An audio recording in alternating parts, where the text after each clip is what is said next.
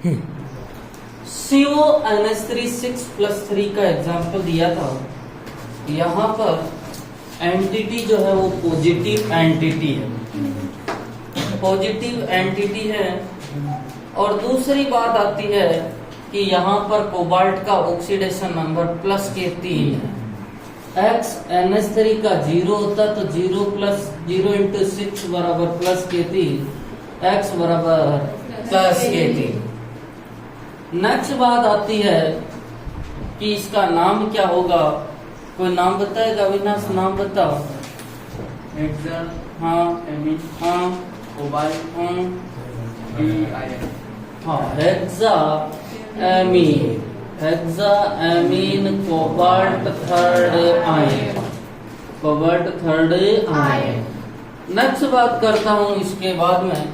सबसे पहले मैं कोबाल्ट से संपर्क किया कि आपका परमाणु क्रमांक कितना है 27। इसमें का अपना इलेक्ट्रॉनिक विन्यास होगा आर्गन 3d7 4s2 लिखा। वैसे 4s2 3d7 लिखा जाता है, पर मैंने संरचना के हिसाब से 3d, और 3d में अपने को पता है 5 कक्षक होते हैं और 7 इलेक्ट्रॉन भरने हैं।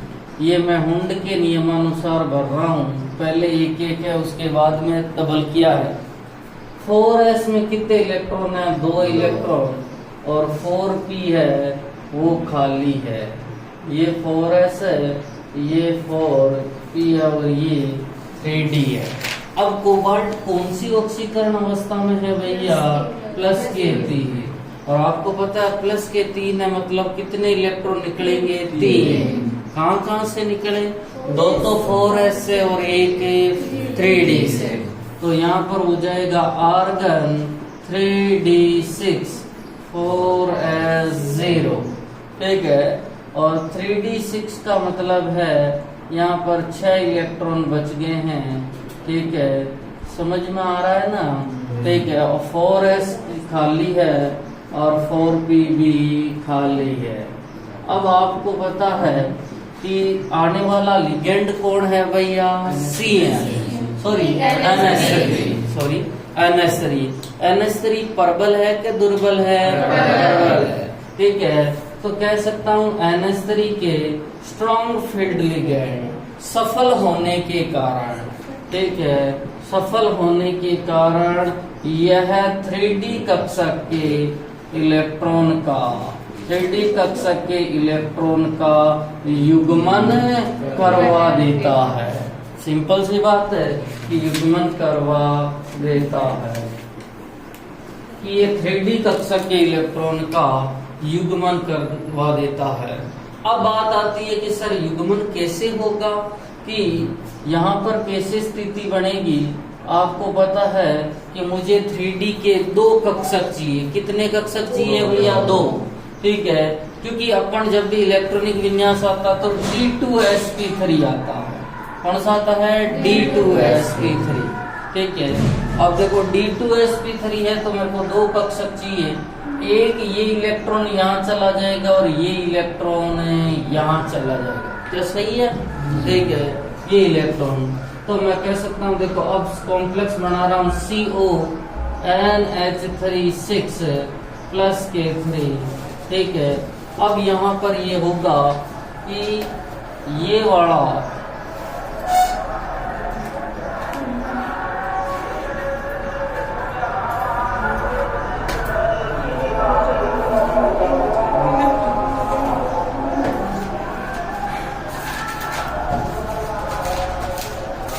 यही स्थिति बनेगी। आपके आने वाले लिगेंड कितने हैं भैया? 6। तो 6 सीटें चाहिए, ठीक है। और 6 सीटें चाहिए तो मैंने 2 तो 3D की ले ली, एक 4s की ले ली, और तीनों किसकी ले ली मैंने? 4p की। ये बन गए सर कौन से कक्षक है? संकरित कक्षक। कौन से कक्षक है? संकरित कक्षक। और संकरित कक्षक तो आपको पता है संकरण क्या होगा? D2sp3, ठीक है। आने वाला लिगेंड कौन है भैया? NH3। तो NH3 अपना लोन पेयर देके क्या बनाएगा, उपसहसंयोजक बल। क्या बनाएगा, उपसहसंयोजक बल। ठीक है। हाँ, मुझे बताएंगे आगे कि ज्यामिति कौन सी होगी। सर ज्यामिति जो होगी वो अष्टफलकीय होगी। कौन सी होगी, अष्टफलकीय। ठीक है। अंत्यकक्षक संकुल है कि बाह्य है, अंत्यकक्षक, क्योंकि आपको पता है 3D कक्षक को इस्तेमाल किया है। देखो अंदर वाले 3D का इस्तेमाल किया है, मतलब इनर ऑर्बिटल कॉम्प्लेक्स। मुझे पूछ ले चुंबकीय प्रकृति क्या होगी, प्रति चुंबकीय। सर चुंबकीय प्रकृति जो होती है वो प्रति चुंबकीय होती है। नेक्स्ट बात आती है चुंबकीय आघूर्ण की। किसकी बात है, चुंबकीय आघूर्ण की। और चुंबकीय आघूर्ण मैं कह सकता हूँ म्यू बराबर होता है √n+2bn, n+2bn। यहाँ पर n = 0 है, क्योंकि क्या कोई अयुग्मित इलेक्ट्रॉन है, नहीं है। मैं कह सकता हूँ चूंकि n = 0 इसलिए म्यू = b 0। यहाँ तक समझ में आ गया। एक और है, एक मैंने लिखाया था अंत्यकक्षक संकुल के साथ में ही कि ये निम्न चक्रण संकुल होता है या उच्च चक्रण संकुल। लिखाया हुआ है क्या, जब अपन ने VBT पढ़ी थी तो इसका तीसरा पॉइंट था। ठीक है, अंत्यकक्षक संकुल के साथ में ही लिखाया है। हाँ, अब देखो मैं निम्न चक्रण संकुल कब कहूंगा और उच्च चक्रण संकुल कब कहूंगा, सुनना। इस वाली स्थिति को और इस वाली स्थिति की सापेक्ष व्याख्या करो। देखो यहाँ पर अयुग्मित इलेक्ट्रॉन कितने थे, और यहाँ पर अयुग्मित इलेक्ट्रॉन कितने हैं, तो 4 से कहाँ पे आ गया है, 0 पे। तो उसे कहा जाता है निम्न चक्रण संकुल। निम्न चक्रण संकुल, लोअर स्पिन कॉम्प्लेक्स। यदि पहले भी 4 थे अब भी 4 रहते तो उसे कहा जाता है उच्च चक्रण संकुल। तो निम्न वाला ध्यान रखो कि पहले ज्यादा थे अयुग्मित और फिर बाद में कम हो गए, तो उसको क्या कहा जाता है, निम्न चक्रण संकुल। जो अपन ने 3 पहले से करवा रखे उनमें भी आप देख सकते हो। ठीक है, उनमें आप देखो, 1 मिनट। पहला एग्जाम्पल क्या करवाया था, NiCl4 -K, यही करवाया था। यहाँ पर निकिल के पास, निकिल +2 के पास जो है 8 है। 1 मिनट, 8 का मतलब 2 अयुग्मित इलेक्ट्रॉन थे, और बाद में भी NiCl4 -2 के पास में 2 अयुग्मित इलेक्ट्रॉन है। तो ये कौन सा होगा, उच्च चक्रण। इधर देखो NiCN4 -2 के पास, निकिल के पास, निकिल +2 के पास पहले 2 थे, और NiCN4 -2 के पास में बाद में 0 हो गए। 2 से 0 में हो गया, मतलब निम्न चक्रण। सही है ना। उसके बाद में एक पढ़ा था अपन ने COF6 -3, वहां पर कोबाल्ट +3 में है, और कोबाल्ट +3 में है मतलब उसके पास में कितने इलेक्ट्रॉन थे, 4। देख सकते हो 4 अयुग्मित है, और बाद में उसके पास में भी 4 ही रहे। तो कौन सा हो गया, उच्च चक्रण। और ये भी अपन ने देख लिए, पहले 4 थे और बाद में 0। अब ज्यामिति कौन सी है भैया, अष्टफलकीय। तो CO कितने NH3 है भैया, अच्छा 4 तो एक ही तल में होंगे, और 2 ऊपर नीचे।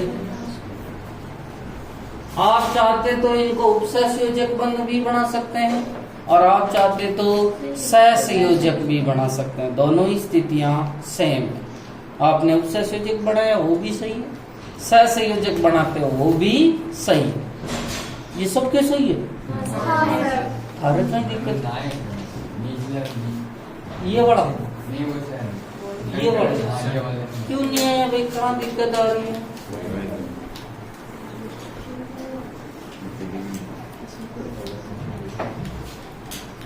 बोल भाई, इसमें तो कोई दिक्कत ही नहीं है। NH3 अपन ने कल लिगेंड की क्षमता का क्रम बताया था, उसमें NH3 स्ट्रॉन्ग फील्ड लिगेंड है, और स्ट्रॉन्ग फील्ड लिगेंड है तो वो क्या करेगा?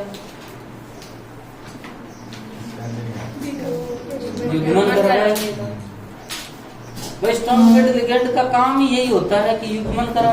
और स्ट्रॉन्ग फील्ड लिगेंड का मतलब वही समझना, उदाहरण से स्ट्रॉन्ग आदमी आया और 2 की सीट पे ये इनको कहा भाई तुम 2 की सीट पे एक बैठे हो, अपने आप ही हो जाओ चुपचाप, अपने आप ये चुपचाप हो गए, खत्म है मामला। ठीक है? हाँ, मिटाऊं भाई इसको। अरे जो लेट आए क्यों भैया? घर से करके नहीं रहे? वो काम करने लगे। अब वो तो तेरी बहुत ज्यादा हो गया।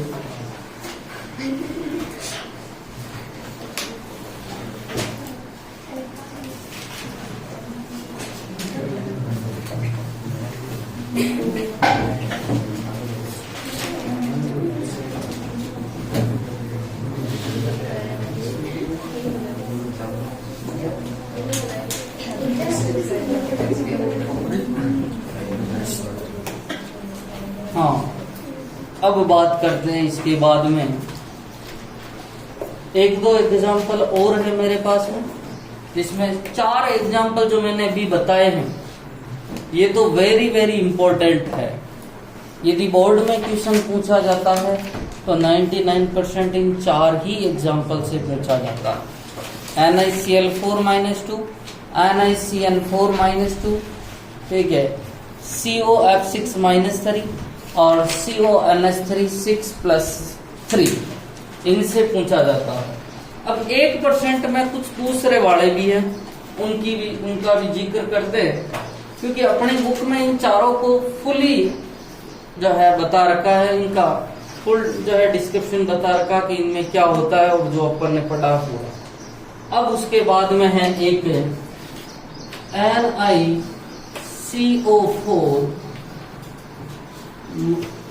NiCO4, ठीक है। अब देखो इसमें क्या होगा वो समझते हैं। एक मिनट, ये कौन सा लिगेंड है भैया? कार्बोनिल। आपको पता लिगेंड कौन है? कार्बोनिल। केंद्रीय धातु कौन है? निकेल। लिगेंड की संख्या कितनी है? 4। तो इसकी कोऑर्डिनेशन नंबर भी कितनी होगी? 4, क्योंकि कार्बोनिल एक ही बंध बनाता है, ठीक है।